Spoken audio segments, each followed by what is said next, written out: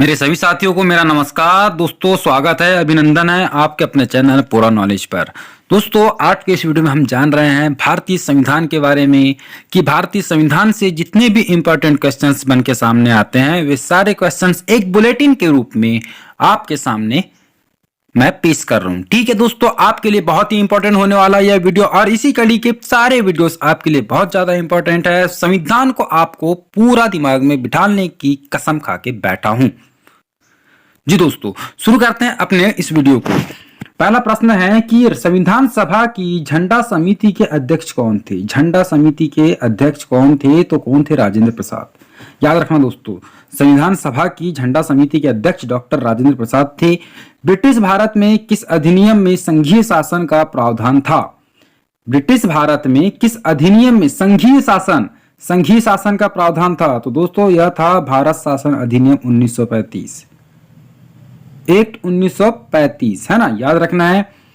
अगला प्रश्न है, अखिल भारतीय संघ स्थापित करने का प्रावधान किस अधिनियम में था? तो दोस्तों यह भी था भारतीय शासन अधिनियम 1935 में। अधिनियम को लेकर के एक वीडियो लेकर के आएंगे जिसमें कि सारे अधिनियम आपके अवेलेबल होंगे।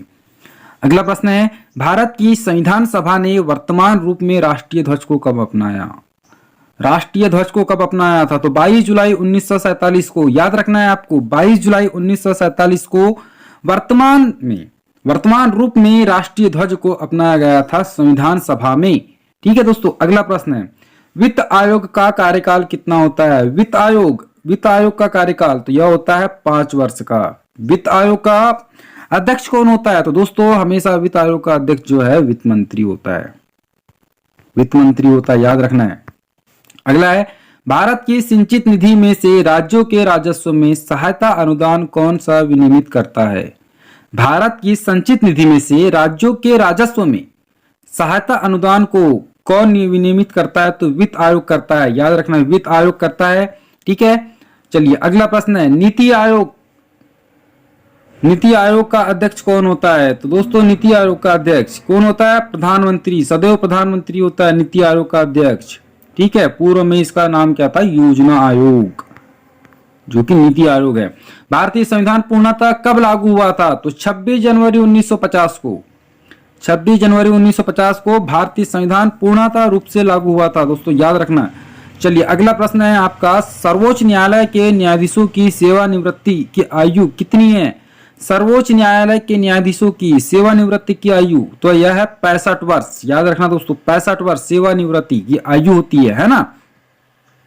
बहुत जल्दी जल्दी पढ़ रहे हैं, बहुत से वीडियोस अपने को आपके लिए लेके आना है दोस्तों। आपको जल्दी जल्दी पढ़ना है और बहुत सारा पढ़ना है। ठीक है, भारतीय संविधान में राज्यपाल को मनोनीत किए जाने की पद्धति में किस देश का अनुसरण किया गया?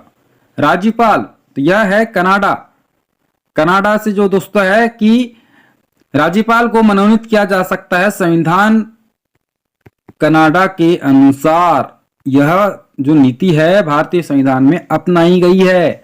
संसद का सदस्य नहीं होने का कोई व्यक्ति अधिकतम कितने माह तक केंद्रीय मंत्री रह सकता है? संसद का सदस्य नहीं होने पर कोई व्यक्ति अधिकतम कितने माह तक केंद्रीय मंत्री रह सकता है? तो 6 माह तक के रह सकता है तो साथियों, है ना। चलिए अगला प्रश्न, भारत के मूल संविधान में कुल कितनी अनुसूचियां थी? मूल संविधान की बात हो रही है, वर्तमान की नहीं। तो 8 अनुसूचियां मूल संविधान में, वर्तमान में 12। वर्तमान में कितनी है? 12, और मूल संविधान में 8 अनुसूचियां थी। मूल संविधान में कुल कितने अनुच्छेद और कितनी अनुसूचियां थी? मूल संविधान में तो 395 अनुच्छेद और 8 अनुसूचियां थी। ठीक है, 395 अनुच्छेद और 8 अनुसूचियां थी। अगला प्रश्न है, भारतीय संविधान का कौन सा भाग संविधान की आत्मा कहलाता है? तो उद्देशिका, प्रस्तावना। ठीक है, संविधान की आत्मा। भारत सरकार को कानूनी विषय पर परामर्श कौन देता है? महान्यायवादी, अटॉर्नी ऑफ जनरल। भारत सरकार को कानूनी विषय पर परामर्श देता है महान्यायवादी। दोस्तों यह था आपका भारतीय संविधान को लेकर के पहला वीडियो। इसके बाद में और बहुत से वीडियो आएंगे, सारे क्वेश्चंस आपके सामने अवेलेबल कराए जाएंगे। दोस्तों उम्मीद है वीडियो आपको पसंद आया होगा। प्लीज वीडियो को लाइक करना है, चैनल को सब्सक्राइब करना है। मिलते हैं अपने अगले वीडियो में। जय हिंद।